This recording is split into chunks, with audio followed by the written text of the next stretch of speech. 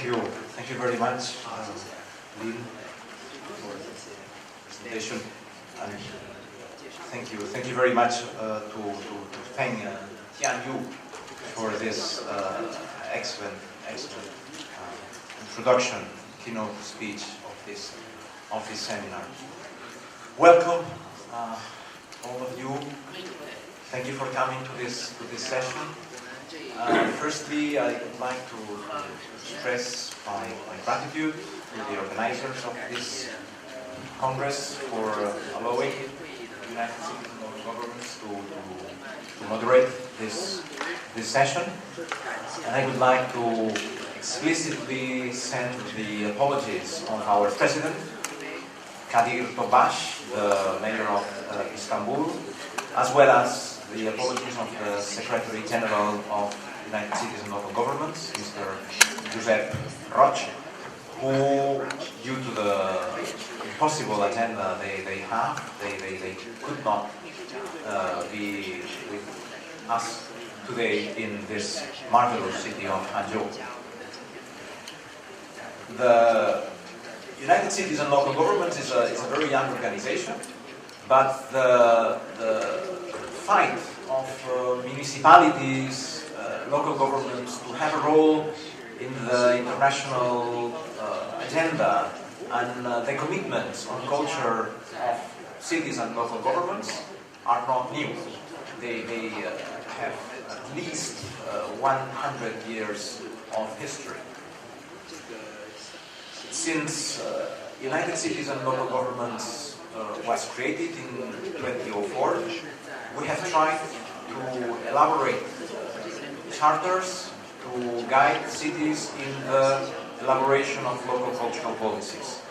And we have done with the instruments we had available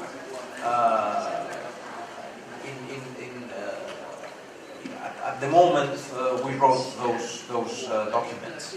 So our charter, our main charter is Agenda 21 for Culture, which was written in 2004, and we tried to condense in 2004 what we knew about local cultural policies, about cultural policies and citizenship, about cultural policies and sustainable development.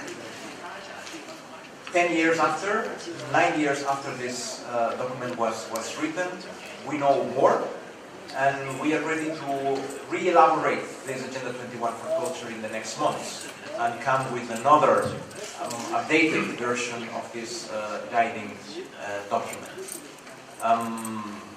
You are invited to contribute to this new charter, and on behalf of the President of the Committee on Culture, Madame Catherine Coulen, the Councillor for Culture of Lille,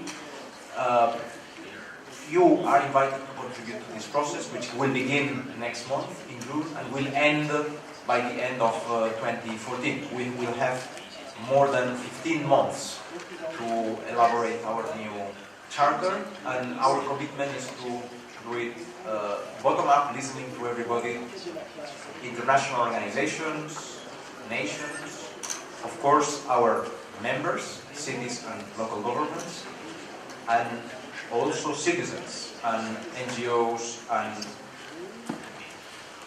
civil society, grassroots civil society that are the engine of cultural vitality in a city. Let me give in 2 minutes the presentation notes that Unesco has prepared for this roundtable. You all know that in the last years we have witnessed a growth in the connection of culture and sustainable development. This connection has been mainly generated by cities and local governments. Firstly, because citizens are expressing very clearly, are asking clearly to governments and in the first moment to local governments to provide cultural services. The claim of citizens is quite clear. We need books and libraries, not to be passive in the knowledge society. We need music to be human beings. We need participation in visual arts and dance. We need culture. And secondly, because also because urban marketing, the creative industries, they have asked culture to provide added value, provide the added value that it brings to the economy. But also because UNESCO has guided with the Universal Declaration of Cultural Diversity, has guided through this declaration, and also with the Convention on the Protection and the Promotion of the diversity of cultural expressions. It has promoted a strong association between culture and sustainable development. But also because researchers, activists, the academia have told us that a development without explicit acknowledgement of the role of culture cannot exist. We will ask to our panel to explain in their own words how they see the relation between culture and sustainability in their city. Why culture is a priority in the long-term development of the city. Culture bring to their city. And we will ask them to provide specific examples. Culture and local governance is the title of our session. Local governance is related to the existence of an active cultural policy in the city.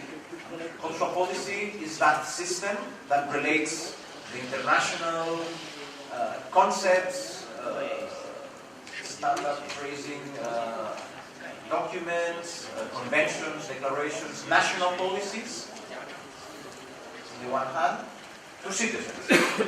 Citizens that convey the unique history of a place, that represent the continuation of traditions, that incarnate how culture is lived and expressed in a corner of the world which is as the center of the world as any other place. This is the role of cultural policies, a unique role relating the global, the international conventions to real citizens with real lives, with real families, with real problems, and with real passion for life, which is expressed in different ways. This is what cultural policies at the local level are about. We will ask our panel to explain what are the main concepts of the cultural policies in their cities.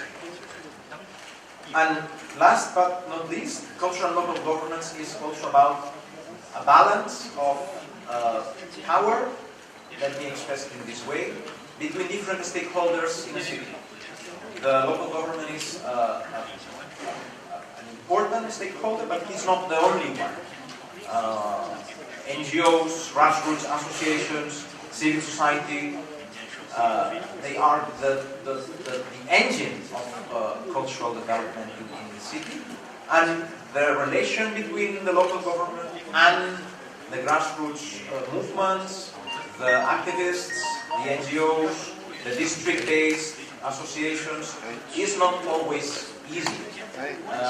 Local governance is also about this, as well as the cooperation, the partnerships, also the tensions on the benefits and the bottlenecks that exist between public actors and private for-profit operators. There is also a tension because culture is both a public good as well as it is very often commodified through goods and services. We will also ask our panel to develop this